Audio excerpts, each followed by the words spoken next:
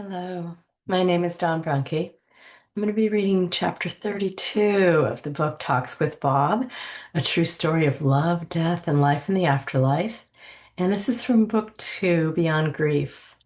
This is a short, sweet chapter about kind of the intersection of worlds and how we can influence other realms, other dimensions, other selves, and also kind of how we influence ourselves from time to time and how we kind of plant messages for ourselves in this life.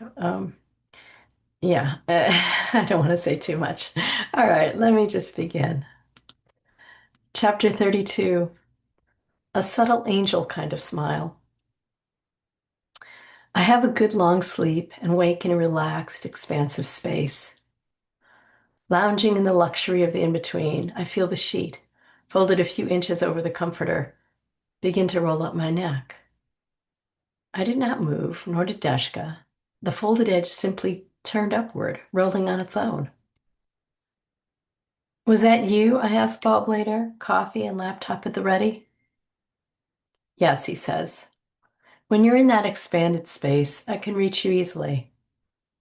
I sensed an opening to touch you physically, to affect movement, and the silky sheet rolled up to give you a smile. That was me.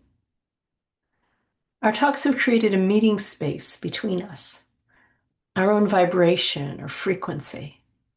That is what we have been doing these past many months. And in that, there are many possibilities. To feel my touch or the movement of a sheet. You can touch me too, share your influence in this world. How so, I ask? By opening your awareness of frequency.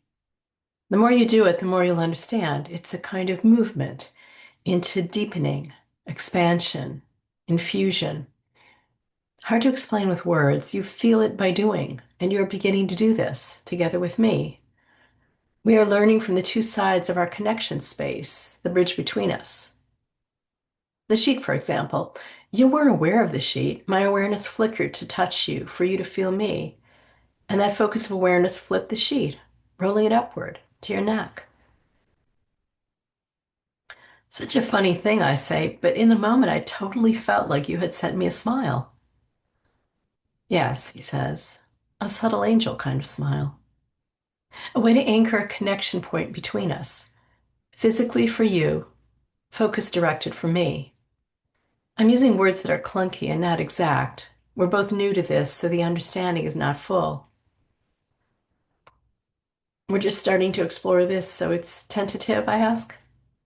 Tentative, yes, he says, and tender and gentle too. Where are you? I ask him. Still on the mountain? Yes, on the mountain. More contemplative now. There are spaces along this mountain of mine, places where there are challenges, barriers, invisible doorways, and resting places too. Some designed to renew, others for deepening. I'm in a little mountain tent I imagined, rounded at the top, wind and weatherproof like the fancy ones mountaineers use. It's fun to create things I saw on Earth that I always wanted to try, and now I can. I have lanterns that glow on their own. No batteries, no charging, just the light. There was one spirit being in the form of an old man who told me of his time on a similar mountain. He had explored so much of the afterlife and shared some stories. In one, he was climbing and had a lantern with fireflies living inside. They slept as he walked, and at night, in his small canvas tent, he'd bring out the lantern and tap the glass, and the fireflies would wake up and glow. They brought him light and made him happy in the tent. They were friends. Oh, that's a beautiful little story, I say. I knew you'd like it. When I heard it, I thought of you. The spirit man liked to explore alone and had done a lot of that on Earth. I enjoyed listening to his tales. And I'm just thinking this now. I could ask him to join me in this tent and talk some more. He would do that. Or I could imagine he would, and then a form of my thoughts would create that. That's some of what I'm contemplating. How we interact with our knowing, creating, imagining. Does that make sense? In a way, I say, because I've been thinking how we create situations for ourselves that teach us what we need to know, how we move through life challenges. Some of it our creation, some collective, some synchronous, some a spirit kind of creation. Though probably spirit creation is infused in all of that, right? Hmm. I don't have many answers here. It's more quiet questions and contemplations. I think you need an easy openness to really understand, a gentle way to hold the question or challenge. If you want too much or focus too hard, the energy feels forced and harsh. In a way, that is you seeing you. All of these situations and scenarios are feedback, ways for you to see how you are being, how and what you are creating. Remember your quote, lightly, lightly?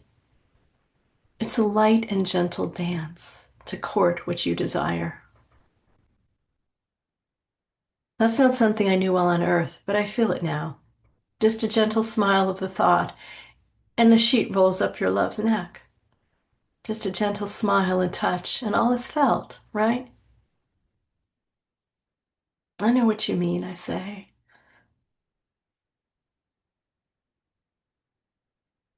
Sometimes I get too forceful, too adamant in what I think I want or need. So you are saying to pay attention to the subtleties of guidance and be easy in the flow of the synchronous. You are saying that, he tells me, and it's good advice. So yes, I'll say that too. I wish I had told you more about those gentle smiles you have. Not just those you make with your face, but with your touch, with how often you tried to help me. When I didn't hear you, you could get forceful, and then I really wouldn't hear you. But I appreciate how you were always trying to help, to wake me up to who I really am. That's why your next love needs to be awakened that way, so you can have the conversations and humor you love. That waits for you. It's partly my gift to you, but it's also from spirit and the flow of who you are and what your life is about. You know that I want you to enjoy, to love again fully and deeply. And I will still be smiling with you, holding your hand, happy for you. All this will come. I'm sending you my best smile, the ones with my eyes scrunched tight to show you how much I love you, that I see you deeply, and that I'm in your heart, always. Go have fun, my love, and we'll talk again.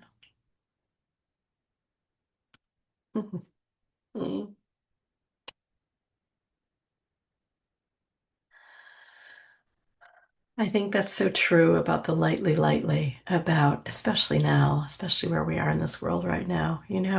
There's something about the subtle angel smile, the lightness, trusting that lightness, that we don't have to be so harsh or bold all the time, even much of the time.